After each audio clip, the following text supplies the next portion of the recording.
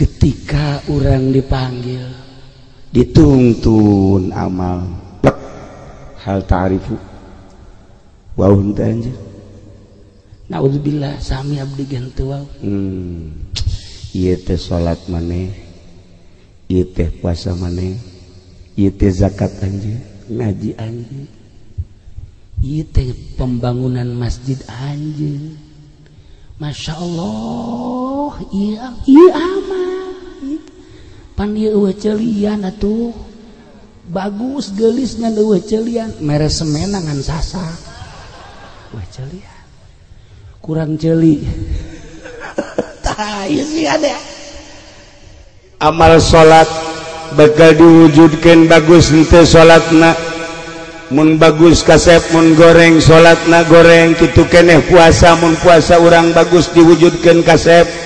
lamun teu bagus bakal goreng zakat haji dan lain sebagainya kitu keneh amal-amal urang inget yauman tataqallabu fihil qulubu wal absar masyaallah karim nu mantap jelema teh waktu di dunia aya nu kokomoan teh inget ka pangeran seetik-etik acan kafir musyrik murtad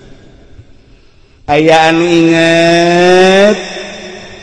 ka pangeran bahwa pangeran teh Allah ngan teu kaburu maksiat bae di dunia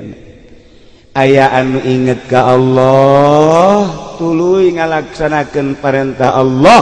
ngan tepuguh ilmu na nu bodoh aya anu nya inget ka Allah sebagai pangeran turnya ho syarat rukuna bari ngalaksanakeunana kalawan rapi zahir jeung batin ieulah anu untung kanyahoanana di mana eta di dunia kuari kanyahoanana saha jelema nu bulak balik ka masjid eta nu hebat